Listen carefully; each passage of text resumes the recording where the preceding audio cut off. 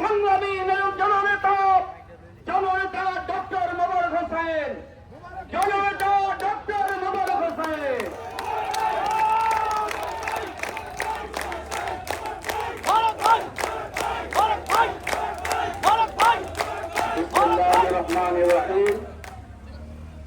মানবিক বাংলাদেশ গড়ার পদ্ধতি জাতীয় সংগঠন বাংলাদেশ জামাত ইসলামী কেন্দ্র ঘোষিত 5 দফার দাবিতে আজকের বিক্ষোভ মিছিলের দাবি উত্তর আজকের এই দাবিতে আজকের এই বিক্ষোভ মিছিলের সম্মানিত সভাপতি উপজেলার সম্মানিত সংগ্রামী আমির বিশিষ্ট শিক্ষাবিদ জনাব অধ্যাপক মহিদুর রহমান, আজকের এই মিছিলোত্তর সমাবেশের সম্মানিত সংগ্রামী প্রধান অতিথি বাংলাদেশ জামাত ইসলামী কুমিল্লা জেলা উত্তরের সম্মানিত সংগ্রামী আমির বিশিষ্ট শিক্ষাবিদ বাংলাদেশ জামাত ইসলামী কেন্দ্রীয় মজলিসের অন্যতম সদস্য,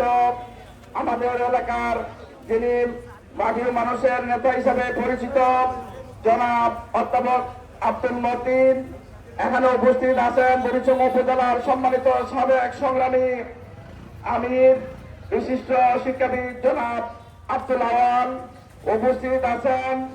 বরিচংয়ের মাটির মানুষের নেতা সাবেক সফল ভাইস চেয়ারম্যান জননেতা জনাব সাইফুল আলম, উপস্থিত আমাদের জামাত ইসলামী বরিচং জামাত মনোনীত ভাইস চেয়ারম্যান প্রার্থী বিশিষ্ট ব্যবসায়ী জনাব আব্দুল আওয়াল, এখানে উপস্থিত আছেন আমাদের সম্মানিত মালদ্বীপের সম্মানিত সংগ্রামী সেক্রেটারি জনাব সাজ্জাদ হোসেন সহ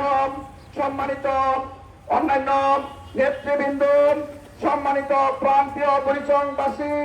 সম্মানিত প্রান্তীয় সাংবাদিক বন্ধুগণ, আইন শৃঙ্খলায় নিয়োজিত সম্মানিত পুলিশ সদস্যবৃন্দ এবং আমাদের প্রাণের প্রিয় সম্মানিত প্রান্তীয় বরিচংবাসী, সবাইকে জানাই অন্তঃস্থল থেকে সালাম, আসসালামু আলাইকুম ওয়া রাহমাতুল্লাহি ওয়া বারাকাতুহু। বাংলাদেশ জামাত ইসলামী আগামী দিনে বাংলাদেশকে একটি মানবিক বাংলাদেশ হিসেবে গড়তে চায়। সেই দাবিতে বাংলাদেশের আগামী দিনের এই 5 দফা দাবি না মানা পর্যন্ত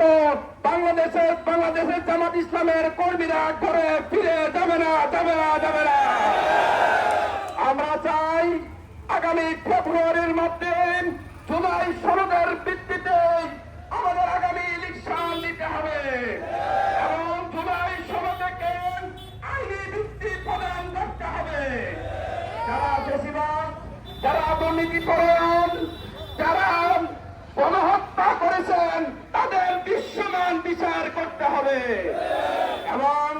যারা আমাদের জুলাই বিপ্লবে রক্ত দিয়েছেন, অন্যায়ের কাছে মাথা নত করেন নাই, সেরকম তরুণ যুবকদের এই আন্দোলনকে স্বীকৃতি প্রদান করতে হবে এবং শহীদদের পূর্ণ বহনের ব্যবস্থা করতে হবে, শহীদদেরকে পরিবারকে কর্মসংস্থানের ব্যবস্থা করতে হবে, যারা আহত পঙ্গুত্ব হয়েছেন তাদের চিকিৎসার ব্যবস্থা করতে হবে, পরিবারের